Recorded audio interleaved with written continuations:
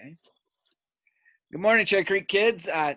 Dr. Heather Preuss is going to talk to you about what she does. Thank you so much for joining us this morning. Thank you. Good to see you. So, go ahead. Oh, well, I'll just introduce myself. As you said, I'm Heather Preuss, and I am a family medicine physician. I practice in rural South Dakota. I'm in a town of about 3,700 people. My area that I serve is probably about 5,000 people because they come off the ranches and smaller communities around us.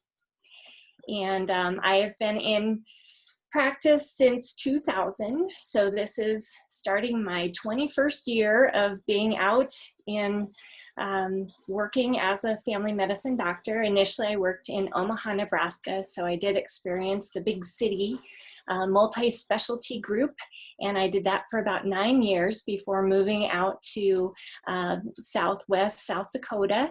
And so I have been here now 11 years, and I've done a variety of different things, and it's still going strong. So you know my wife. How do you know my wife? So yes, Susan, I had the privilege of meeting in college at University of Nebraska-Lincoln. We were sorority sisters, but we really became close because we were both the chemistry nerds in the sorority. And so we would hoof it all the way from where we were living across the entire campus. I'd give Susan an asthma attack usually because I was running late, and she was always on time. And so we enjoyed doing 4 years of college together. Very good. Thanks for sharing. So I have a question for you. How is rural medicine different than the big city? You said you experienced Omaha, so now you're in rural. How's it different? You know, it's a lot more different than I thought it would be. I started out here and it was to be an adventure. We wanted to move to a place that we would enjoy living and retiring and raising our 3 children. And so when I came, my first day of work at my new facility, I found out I was pregnant. So I had 2 little children, 4 and 3, and then I found out I had another one on the way. So that was always a fortunate surprise. But you know, I didn't realize how little you have for resources. You know, we're an hour away from the main location that we have more of a tertiary care center, you know, the bigger hospital where we have to send everything. So I figured, you know, an hour away, that's not that remote. But in the end, you know, I didn't have a lot of the tools that I was expecting. It took a lot longer to get people into specialists. And I really had to use all of my training that I had received.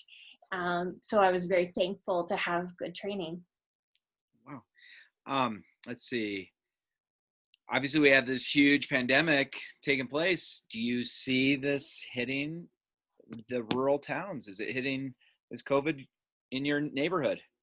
Yes, it is. It's escalating here like it is everywhere. You know, initially when it started back in the spring, we really had very few cases. We didn't have our first case until, I believe, mid-May in our town. And since then, it's just really gone in waves. So it's kind of like on the bigger cities and the edge of the continent, it comes in and then it goes through the waves. So when everybody else is declining, we're rising. So when everybody else is letting down the resources and the guard and everything like that, then we're having to ramp up. But people out here, we don't always know that. The communication isn't always there to let people know that, hey, you may hear on the news that things are getting better, but here we're not. You know, it's very hard to get real-time data for people to make good decisions. All of our data is delayed. We've had multiple times where we didn't have supplies to test. Currently in the clinic I'm at, I don't have any way to test symptomatic people most days. So I am given a small supply just to do asymptomatic people who need to have a surgery done. So we actually test them a week ahead of time because some of our tests are having to go all the way to Mayo in Minnesota. So we give a week delay just in case, to make sure we can get those people cleared. But in order to have people tested, they have to go to the local hospital, or they have to drive 40 to 60 miles to get a test. And some of those tests are rapid tests, and some of them can take a couple of days to come back. And right now, I think we've got about a 20% positive rate on our tests, which means 1 in 5 tests are coming back positive in South Dakota.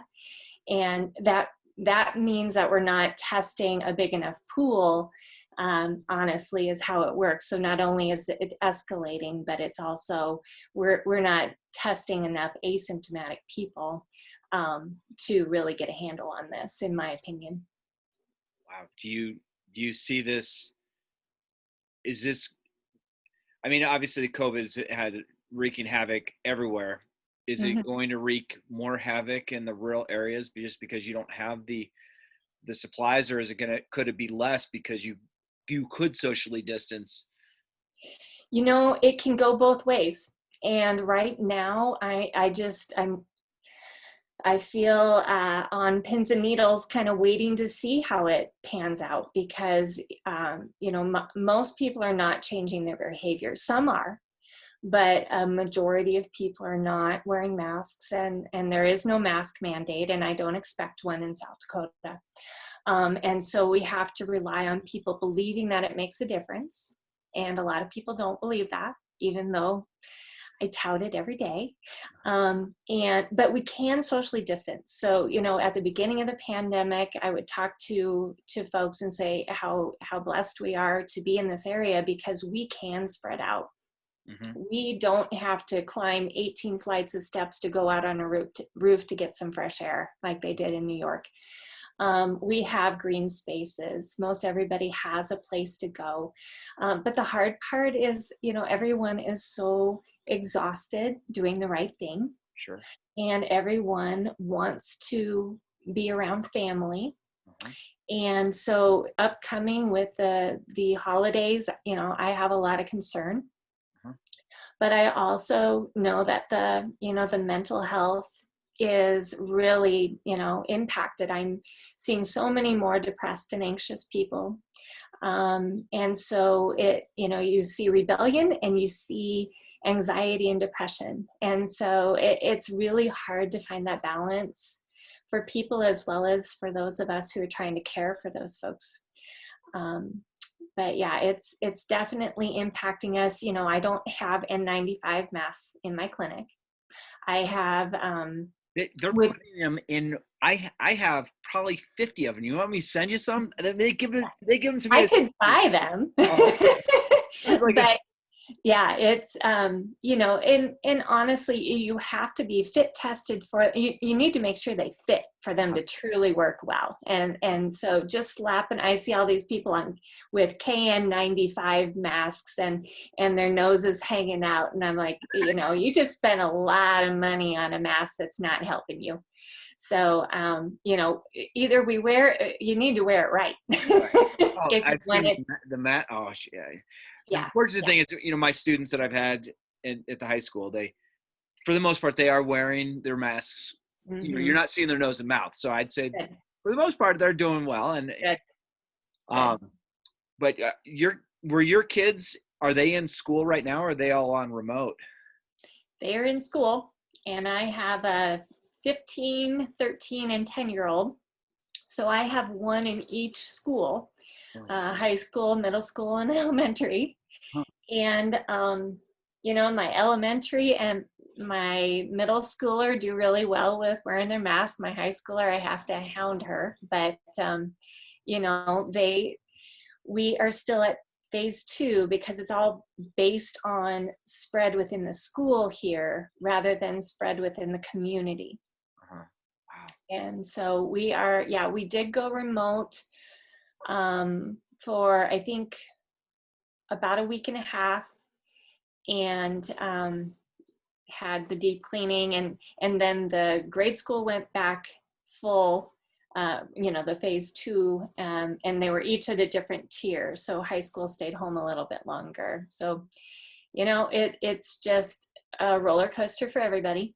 Yeah, it is. I tell my kids, I praise the ones that are showing up to our classes, and they're my high end kids are really really figuring out. But then I have the kid who would struggle whether we're in school full time or if we're remote. They're just struggling.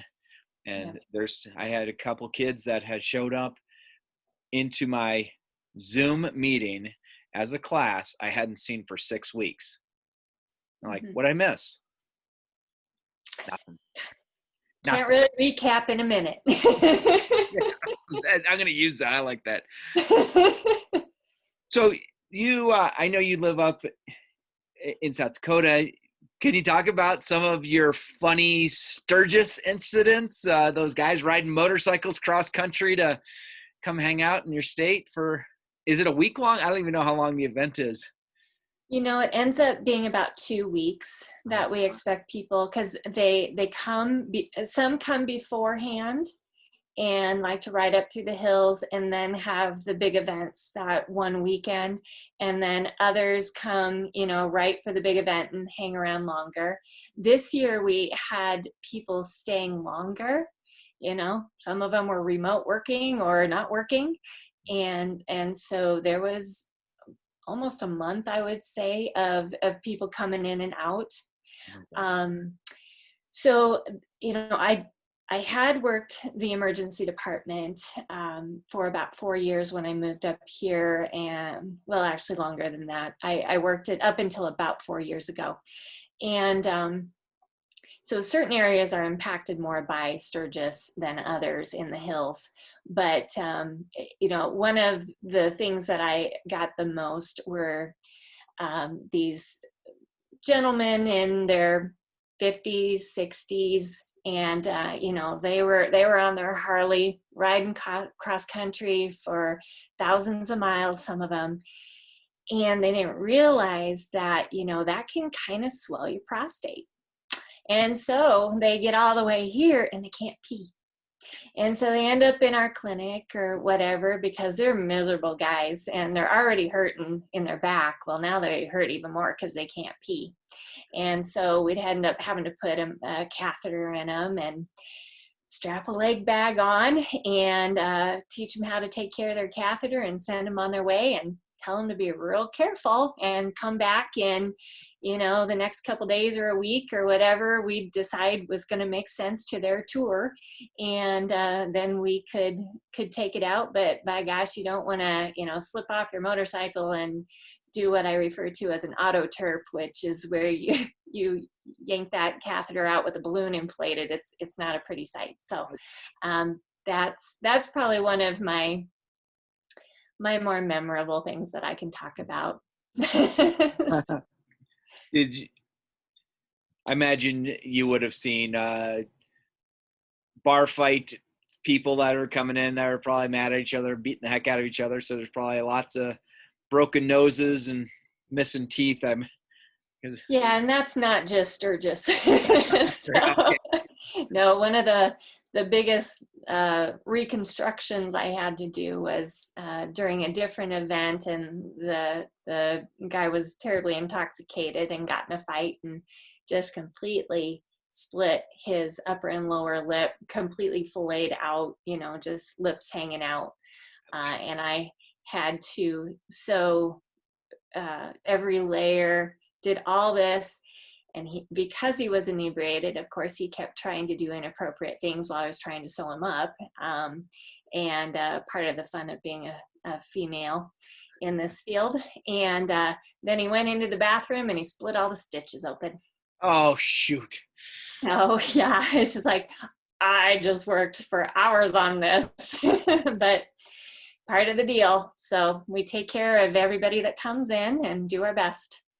So last time we saw you, you talked about how you work basically as Macgyver medicine, where you're, okay, I need to this, and this, and I have these three things so I can make it work. Can you talk Mhm. about your most unique Macgyver medicine moments? Well, a lot of them were when I first moved up here. So at least the supplies are getting a little bit better, 11 years later. So that's good news. But many a splint did I have to rig out of, whatever I could find, tongue depressors and tape and such. One of the things that I will never forget is delivering a premature baby in a snowstorm. Oh my gosh. And we were at a hospital that, does not do OB. We don't have any deliveries that are planned around here. And so, I was coming on shift. I was actually pregnant myself. And so I get the call 5 minutes before my shift is on. And I'm just like, why are they calling me? Well, it's because they thought I could probably deal with it. But anyway, had this young lady who was yelling rhythmically and thought she might have a kidney stone or something. No, she was in labor a month early. And so ended up having to turn to my nurses and say, we're not going to make it. This baby's crowning, this baby's coming. And the young lady is freaking out because she wants pain medicine and IV and all that, and like it's too late. And so we had to find a tote somewhere in the bowels of the hospital to get materials to help bring this little person into the world. Aw. And so delivered the baby and took care of mom. Had to we could send her by ambulance after I stabilized her. And then the baby, however, because of what we have around here, we don't have an incubator, or we have one that was manually controlled. So thank goodness I had a respiratory therapy person who had worked in a NICU, neonatal intensive care unit. So he manually was controlling the temperature to keep that baby warm. And the baby thankfully was breathing, but he was watching carefully. So we got the word from the intensive care unit that because the bird couldn't fly, I heard that way too many times. So the helicopter couldn't get to us in the storm. So they were going to have to fly in fixed wing. And then the ambulance would have to transfer the crew from the little Puddle Jump airport we have outside of town and come to me, and then put the baby in the incubator, take it back out. The NICU team was flying to us to help get the baby taken care of, but it was going to take 3 hours. So with the mom having to go elsewhere, we had to hydrate that baby. So I had to drop an umbilical line. Well, we don't have umbilical lines where I'm at. And so we scrounged around and found the smallest nasogastric tube we could, which was just a tiny little tube that normally we stick down someone's nose and throat. Well, I had to stick that in the baby's little belly button umbilicus. And I hadn't done that in 15 years. But thank goodness, it's like riding a bike, and we were able to do it. The specialist I was on the phone with basically said, you got to do this and tie it in with your shoestring if you have to. Oh my gosh. So that was, oh my gosh, what did I sign up for moment? But we got that baby stabilized, got it to where it needed to be, and is, alive and well today. So that was one of the most exciting Macgyver moments for me. I can't recount it as well as I could have probably 15 years ago, but that was a memorable moment. Wow. Well, thank you for sharing. Is there anything else you want to share about your experiences, or would you do it all over again if you know now, if you knew now back then, would you do it all over again? Or Right. I've actually asked myself that a few times in my life because, it's not an easy job. But I also realized that no job I would sign up for was going to be easy. That's just not my temperament. And, I spent time in a biochemistry lab because I ended up majoring in biochemistry, and found that I just didn't thrive in a lab all by myself, mutating fungus and doing HPLC and all this stuff. I needed to feel like I had a purpose that was different than that, even though it's an important thing. And so I needed to be around people. But I loved science, so I wanted to do something in science that would also fill my cup by touching and helping others. And so that's why I'm in medicine. I went into family medicine because I couldn't decide what to do. I wanted to do a little of everything, and this gave me the opportunity to do so. So I think in the end, I would have ended up this path either way. So your undergrad was University of Nebraska in Lincoln. Is that also where you went to medical school, or? I went to medical school in Omaha, Nebraska. Okay. Yeah. Because that's where that's where the University of Nebraska's medical school campus is, right? Correct. Okay. Correct. Yes. I might have one daughter sitting there now, and I have a wife who went there and grew up there. So I'm still trying to. You got to piece it together. I am. I just know it's a long drive from the Colorado border all the way to Lincoln. It is. It is. I know. But I mean, it's a beautiful state, and I was impressed.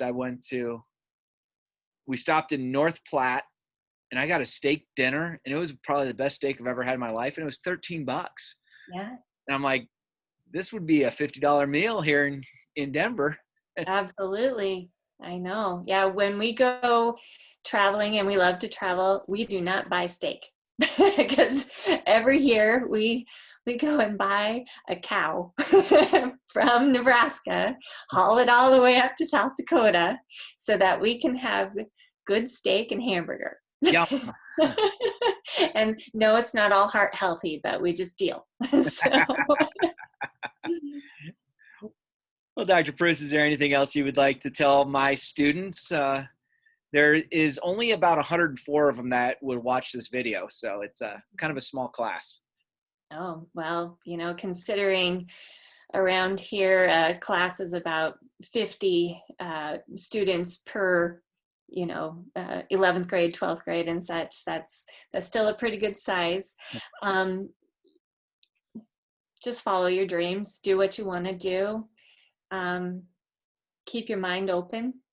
I was going to be a biochemist. I was going to go do cancer research. And in the end, it was probably end of my junior year, I decided to branch off and do medicine. It's never too late to adapt and change our focus. And, our future is being adaptable and learning how to learn.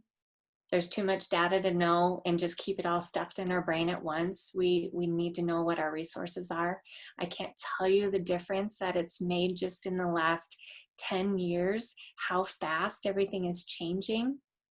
With COVID-19, it really brought this to light. There were days I would get on a message with administration twice a day, and we'd have to make changes on the fly for how logistically we were going to care for people. And so we just, I don't love changing that fast. I'm pretty scientific, pretty systematic. And so it's hard for me to change that fast, but we adapt or die. And that's biology at its best. So, just follow your dreams, keep your mind open, and sky's the limit. Think outside the box. We all have to. Perfect.